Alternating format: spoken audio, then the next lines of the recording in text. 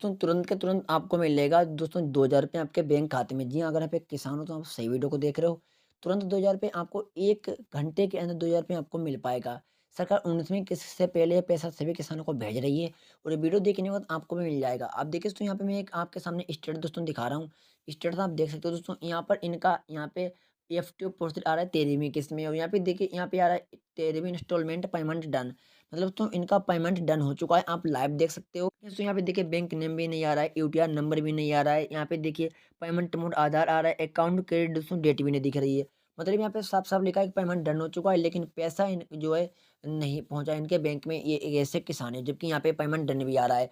तो ऐसे दोस्तों लाखों किसान हैं जिनका यहाँ पे जो है स्टेटस में पेमेंट डन हो चुका है। कोई भी किस्त मान सकते हैं, उनकी तो 13वीं किस्त है, आपकी कोई और किस्त हो सकती है। और पैसा अगर बैंक में नहीं पहुँचा है दोस्तों, क्यों नहीं पहुँचा है? या फिर कैसे मिलेगा? हम इस मुद्दे पे भी बात करेंगे, क्योंकि ये भी दोस्तों एक ऐसा मुद्दा है जो काफ़ी के संग दिक्कत दोस्तों आ रही होगी, या फिर आने वाले समय में ये दिक्कत हो सकती है आपको। तो ये दोस्तों दिक्कत कैसे सॉल्व होगा मैं आपको बता रहा हूँ। अगर यहाँ पे पेमेंट दोस्तों डन हो चुका है, तो पैसा गारंटी दोस्तों आपके बैंक में पहुँच चुका है।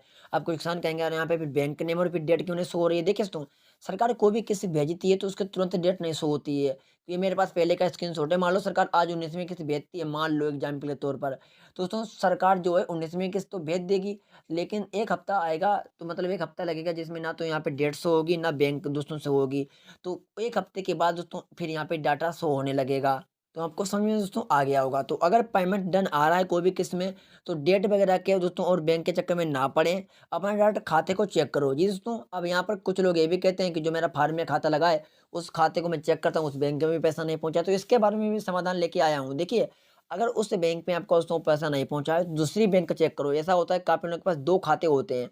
अब पहला पैसा उनका जाता था बैंक ऑफ बड़ौदा में, क्योंकि पहले सरकार पैसा भेजती थी अकाउंट के बेस पर। जो भी खाता फार्म में लगा होता था, उसी खाते में पैसा आता था। लेकिन दोस्तों सरकार ने 2022 से नियम को चेंज कर दिया है। अब पैसा भेजती है सरकार डीबीटी के थ्रू। अब पैसा तो डीबीटी जो खाता लिंक होता है, उसमें पैसा आता था। अब काफ़ी लोगों का बैंक ऑफ बड़ौदा में पहले पैसा जाता था। उनका पीएनबी बैंक में भी खाता एक है, फॉर एग्ज़ाम्पल इसी तरीके से कोई भी बैंक में मान सकते हो। तो उनका पीएनबी बैंक में पैसा जाना शुरू हो चुका है, और वो लोग चेक करते हैं कि मेरा बैंक ऑफ बड़ौदा में नहीं जा रहा है। तो ऐसा ना समझें, कोई अन्य बैंक में भी आपका पैसा जा सकता है जिसमें डीबीटी शो होता होगा। तो आप वो आइडिया के पोर्टल से चेक कर सकते हो, जो वहाँ पर डीबीटी खाता दिख रहा है, तो उसी खाते में सरकार पैसा भेज रही है। अगर इस बैंक में नहीं पैसा पहुँचा जो फार्म में लगा है, तो जो कोई अदर बैंक है उसमें पैसा चेक करो, उस बैंक में आपका पैसा पहुँच गया होगा, अगर सरकार ने पैसा भेजा होगा तब दोस्तों।